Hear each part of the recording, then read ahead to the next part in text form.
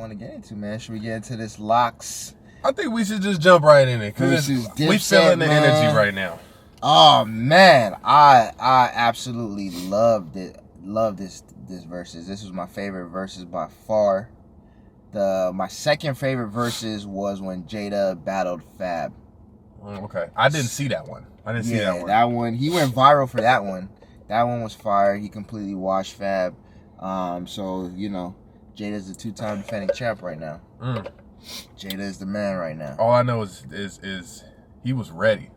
Oh, Jada was ready. He was war ready. Jada wasn't playing around. He brought that energy. They was in a cypher in hoodies in 30-degree weather outside in New York. Yeah, he was like ready. He was battling to get on like at the start of his career. He wasn't playing around. No, he wanted all the smoke. Yeah, but growing up, who did you rock with more, the Locks or Dipset? Yeah, that's tough, yo, because I'm a West Coast cat. So from a distance, obviously you heard. Well, I heard Dipset more. They had more anthems. Right, you know what I mean? Right. They was on the radio. You know, I liked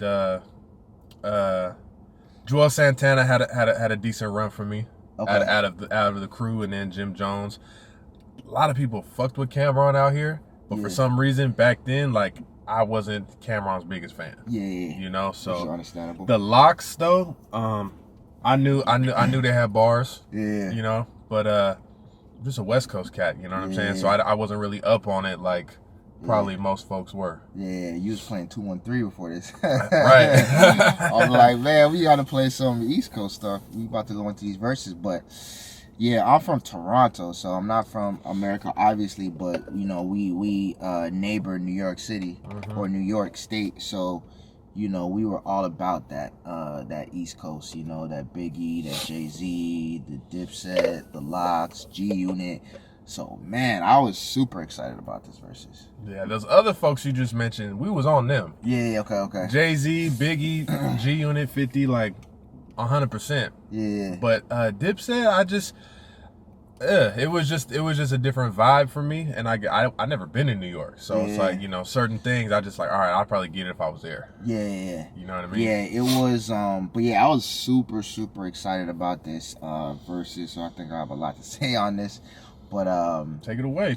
Yeah, my wife was just looking at me all types of crazy because I was over there in the corner on the couch, just on the computer, like just jamming out, laughing, smiling. I had a good old time. But yeah, being from Toronto, Dipset was a big influence, was huge.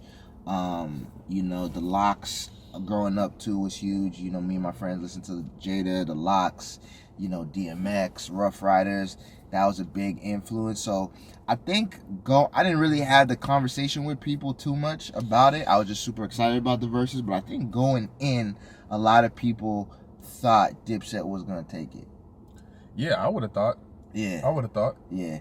And I think mainly just because their influence on the culture, the way they spoke, you know, was really good. Like just how they brought that slang to the culture, the way they dressed, even the way they rapped. Like the way Cameron rapped was different from how anyone was really rapping, the way Joel Santana was really rapping. Right.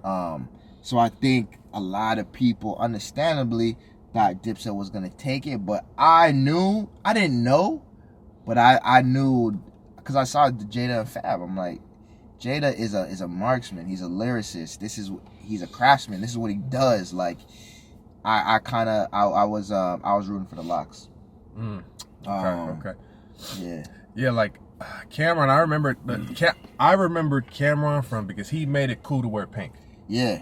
That's what I remember most about Cameron, because I was like, I want to say it was like middle school for me. I want to say it was middle school. I remember when cats was coming in, they was wearing pink tees with a black tee underneath, rolling up their sleeves. Whatever they could do to throw some pink on, Yeah, and I'm just like, oh, y'all Cameron fans. Off rip. Yep. You know, but the one thing I like Cameron for was he did that movie.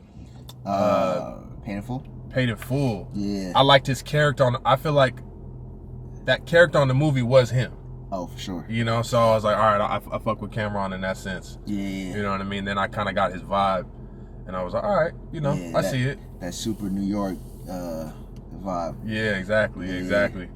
Yeah. But back to the verses, though, man. I watched it, and big disappointment that these cats was really like rhyming over the lyrics. No, and like we got to break it down from the beginning, because I have a whole breakdown. Man, break it down for the people. So Dipset, in my opinion, Dipset lost before the thing even started. Okay. Because, like we said, we know Cam for wearing pink. We know Dipset for their slang, for their style, the way they dressed, that whole thing, right? I was expecting Cam to pull up in a pink fur, pink range, you know, them to come out just on that super New York, Harlem, boastful, you know, swagged out, you know, type of time. Mm-hmm. And they barely came out on time, and they didn't even come out together. Right. You had the Locks come out, and literally I seen a video after, like, just a few days ago, and the Locks were getting ready to come out. Jada was right in the middle, Styles P was in the front, Sheik was in the back, and they were like this close to each other, just like militant, lock and step, in unison. Mm-hmm. Like, and they didn't do nothing special. They just came out, did their thing, stood up there, and then when it was time for Dipset to come out, everyone was waiting. Like, where they didn't, to the point where I think Sheik Lou said, "Yo, tell them niggas hurry up, like get them out here." At that point, I'm like, oh no, the gloves is off. Here we go. Where are these niggas? And then they came out. Jimmy came out with Jewels. Came out real regular. And then everyone, yo, where's Cam at? So off a rip, I'm like, y'all was supposed to come out and steal the show. They could have. That's what I was waiting for. Y'all was supposed to come out, and everyone was supposed to be like, oh, like Cam should have pulled up in a pink range, all that, like Dipset, exactly, Dipset. like, Yeah, and they missed their moment to shine. I think Jewels looked crazy. Yeah. I don't know what he was. I was like, that's Jewels? Like, what is he doing? What's he doing? I don't know. It looked like he got dressed in the dark. Yeah, I was like, where's his bandana? You know what I mean? Like, that's what I'm saying. Like, towards the end of the show, he had the black tee with the bandana. I'm like, all right, that's the Jewels we want to see. Mm-hmm. Before that, I'm like, yo, what is this dude? It's because those cats are like known for specific things. Exactly. You know what I mean? So it's like, you thought they would bring that out to go on top of their character. Exactly. Like this is who we are. Exactly. Jewels with the bandana, that's nostalgic. You know what I mean? Mm-hmm. That would have brought a lot of dudes back. I never wore my shit like that, but a lot of people, you know what I mean? Right. Cam with the pink. With like, the pink, right. You know what I mean? And then Jimmy's just Jimmy. I think they missed their moment, because that's what they're known for. I think they missed their moment to shine. And again, like, Jewels looked crazy. He looked like he got dressed in the dark. Cam, you know, he didn't have that pink on, you know. Yeah, you know. So hey, off rip, they wasn't shining the brightest off the rip. Cam looked like he forgot about the verses. It looked like he needed a haircut. Like they just reminded him of some whatever. He didn't give a fuck. He even brought a beach chair out. Like, you can't bring a beach chair out when you go into battle somebody. And I think the biggest part about it was there's an audience. There's an audience. You know what I mean? Like, so it's like, bro, you're performing. Yeah. Like, you're performing in front of a crowd. Like, right. You know? Like, what are you doing sitting on a beach chair? Especially against the Locks. Like, I think y'all really underestimated who the Locks are and who Jadakiss is. And they was going back and forth on the internet before the verses, mainly Dipset. I think they were just clowning them, but I think they really underestimated who these guys were, man. Probably, man, but the thing is y'all from New York. Like, you gotta know. They know, but I think sometimes when you're in your own bubble and you have your own career and your own influence, you think, well, we're Dipset. We're the shit. Like, we got New York. We're Harlem, you know? So you assume that, man, these guys are just street dudes. Because even Cam said in the beginning, y'all not even from here. We home. We in Manhattan. Because they from Yonkers. And Yonkers is not considered one of the I think 5 boroughs. So they already have that, you know, that kind of ego of like, yo, this is New York. We're home. We're in the Madison Square Garden. You know what would be dope now that this happened? Yeah. That now that you had Dipset versus the Locks, now we need like the Locks versus Terror Squad. Yeah. Or like Terror Squad versus G Unit, which will never happen. Like whoever wins just keeps like advancing? all the group, yeah, exactly, like a tournament style for like who the real kings in New York. Like, right. Do it on the verses. Yeah. Why you say the Locks and G Unit will never happen? because G Unit, they don't fuck with each other, so they wouldn't happen. Fuck with each other. No, it had to be 50 and Banks because, you know, Game and Buck ain't from New York. I don't think Game would gotta really be in it. I think Game wouldn't be in it, but Buck, you know, they're just not cool, so it wouldn't work. It'd have to be like a 1-on-1 type of thing. Yeah. Like Fat Joe versus 50 or 50 versus Ja Rule. Yeah. We love to see that. 50 versus Ja. Oh, that would never happen. It would never happen. They already talked. Because that would be super disrespectful. Yeah, I think Swiss already brought it up.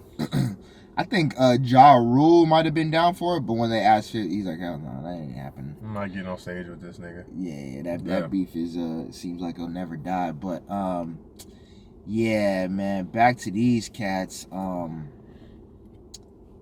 Yeah, I mean they were just ready.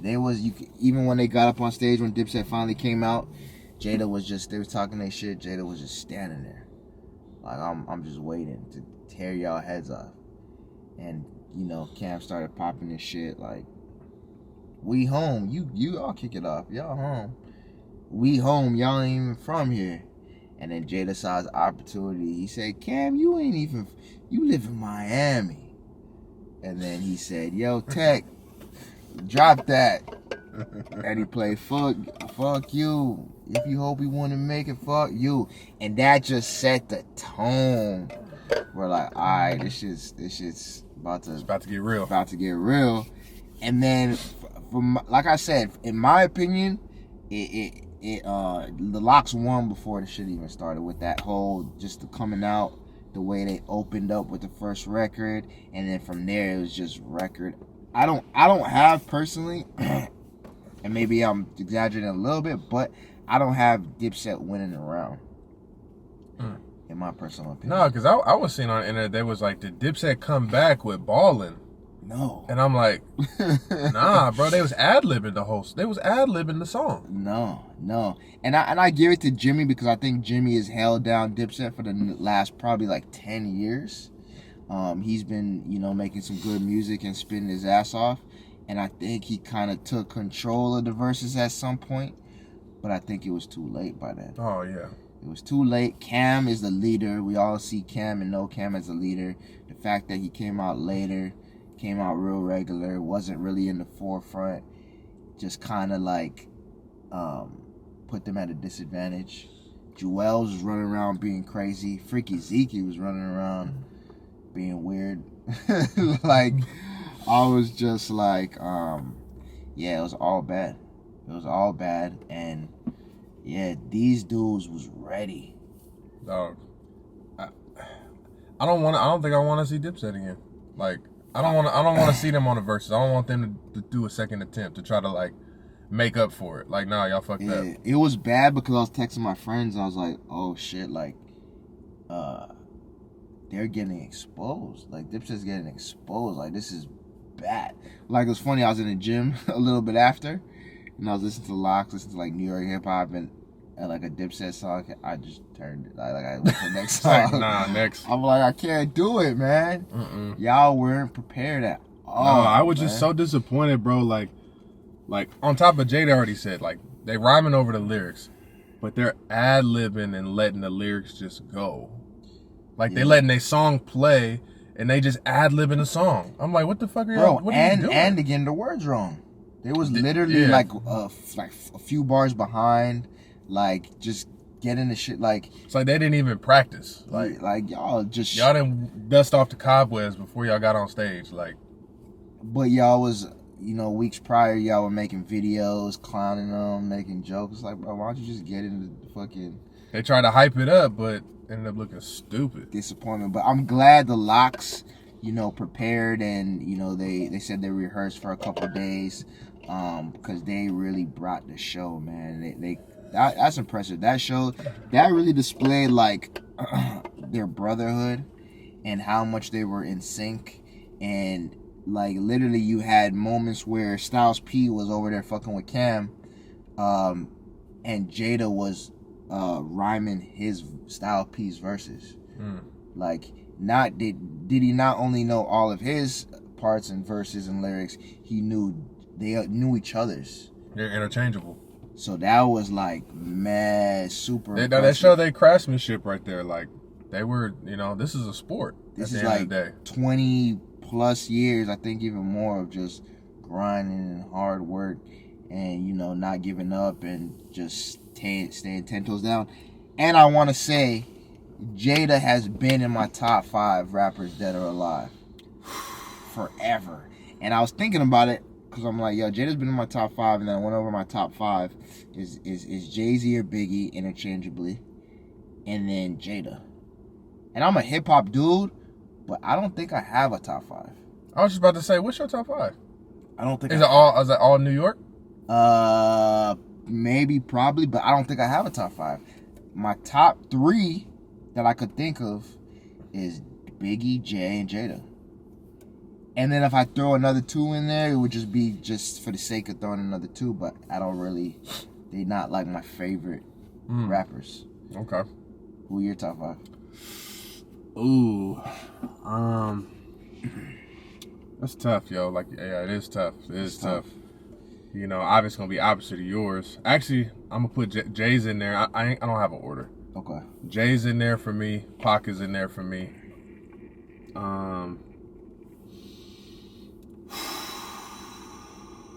Damn. Snoop. Cube. So you tough. Said, tough. You said Jay, Pac so far? Jay and Pac for sure. I feel like I gotta throw Snoop in there because I've been listening to Snoop since couldn't even remember. Yeah. So like Snoop is like default. Like Snoop is in there on default. Yeah. I'm gonna throw in a new guy. I'm gonna throw Kendrick. Okay. And if we throwing in new guys, okay, I would throw Kendrick in there too. Damn. And I would say just for like the last 10 years, along with Kendrick, I'll put Nipsey in there. Okay. From Bullets Ain't Got No Name all the way to, to Victory Lap. He slapped. See, with me, so those are my certified top 3, Jay, Big, and then Jada. I've been rocking with Jada. Just his lyricism, his freestyles, just crazy. The uniqueness of his voice, just all of that. Mm-hmm. And then if I were to like look for some other dudes, I would throw Kendrick in there. But I'm like, at this point, I'm like, does Kendrick have enough material? And he's been gone for so long. That's another topic of conversation. Okay. Oh, Kendrick, hold on. where you at, bro? I get that. Yeah, Kendrick, what are you doing, bro? Where you at? But on the note of enough material, Biggie got 2 albums. Yeah. You right. So we can't really say that because Kendrick got 4 solid ones. But my thing is, he has 2 albums in such a short period of time, and then he passed, where you can't control that. And the level of his impact, 20 some odd years later, 20 plus years later, that's a point. Whereas Kendrick, you're still here, bro. You're still able to make music, and you've been gone for what? 3-4 years? 2017, right? Damn. It's like, bro. Yeah, it's he's slipping right now. But I will, based on, what he's done thus far, I'll throw him in my top 5. I love Nipsey to death.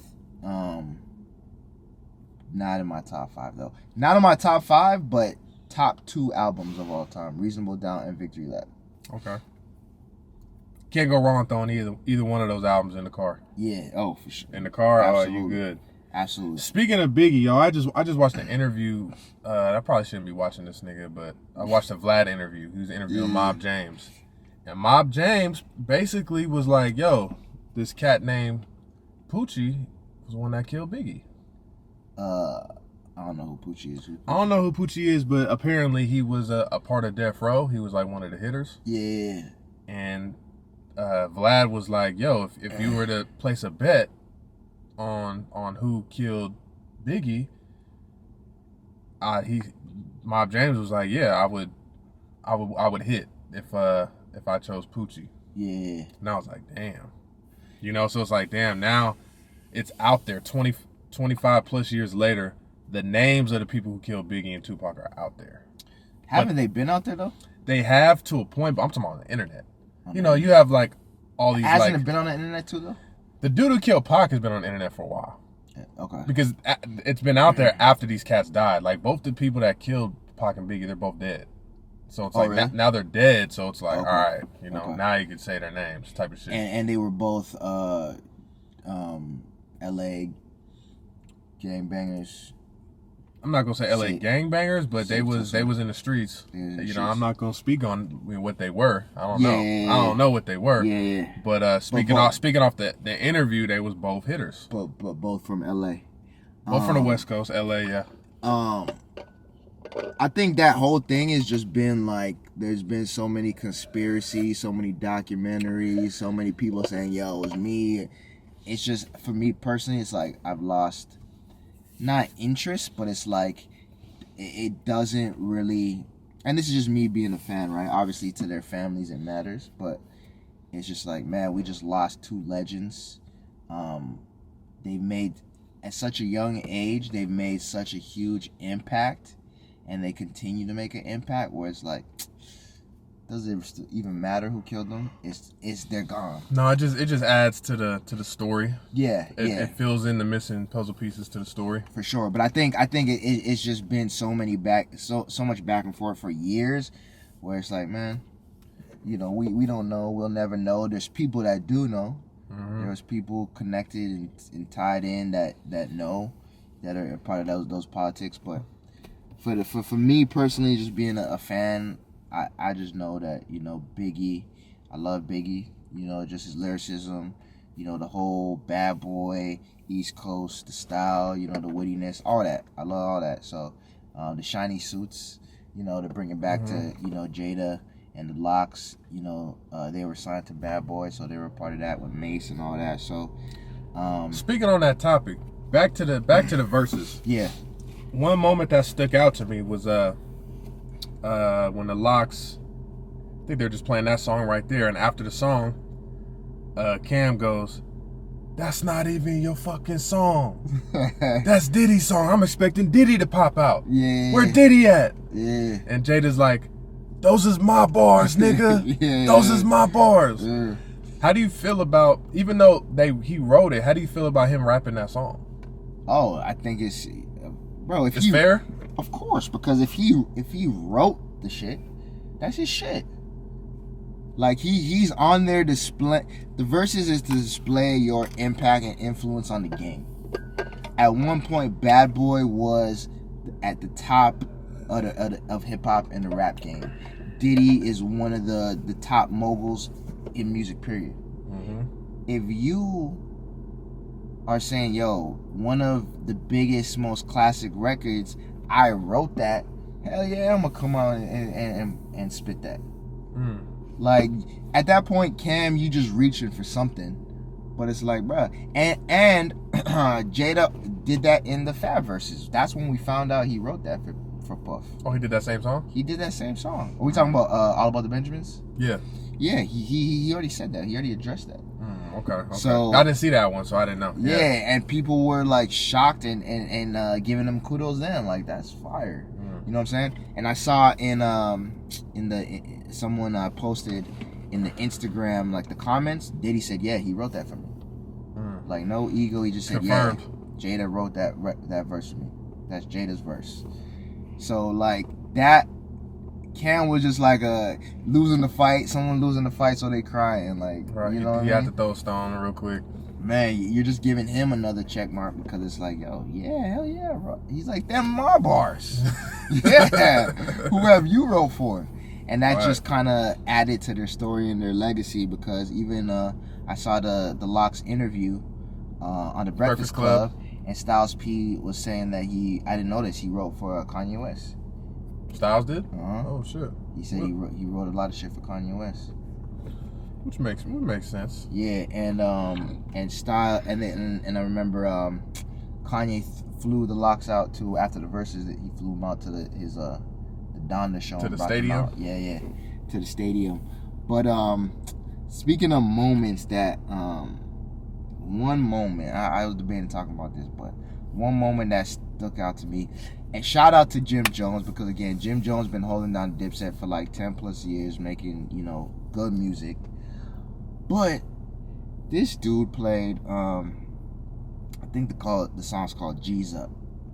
G's up, hoes down. If the bitch can't swim, she gonna drown. I love that song. That record's crazy. But Max B is on the chorus. Max B's all over the chorus. Jim Jones' verse is fire, but it's a Max B record, really. It's a Jim Jones record, but it's Max B on the chorus. Max B makes that song. For you to play that in the verses and y'all beefing, I was like, bro, you can't do that, bro. Because I've literally seen interviews with Jim Jones and they ask him about Max B and he literally says, respectfully, I don't want to talk about that. Next question. So when I saw that, I'm like, bro, if you can't even talk about Max B in the interview, why are you on stage at the Madison Square Garden while homies locked up, y'all beefing, playing a record with him? Violation. And you saw Jada and Styles. Throw the flag. Throw the flag. Red flag. And you saw Jada and Styles even call them out on him a little bit. You could tell they wanted to say more, but he's like, yo, y'all bringing Max B out of jail? Like, what y'all doing? Because you can't do that. Y'all on record to this day have beef. Y'all don't fuck with each other. You can't come on there and play his record. Yeah. That's cheating. That's a flag. That's a flag. So, man, at the end of the day, bro, the Locks, I think it was they knocked him out. It was KO. The Locks washed him. It was a KO. It was a KO. I don't have a point for Dipset. I don't have a point for Dipset. I didn't want to hear no Dipset after that. Wow. Tombstone. Yeah, so shout out to Locks, man. Shout out to VERZUZ. That was an incredible show. Just seeing all of New York in the building too. You saw Carmelo there. Yep. Fat Joe there. You know, you saw some execs from Rock Nation and Rockefeller there, shit like that. Yeah. It was cool, man. It was a good vibe. I enjoyed it. It was definitely live. Yeah.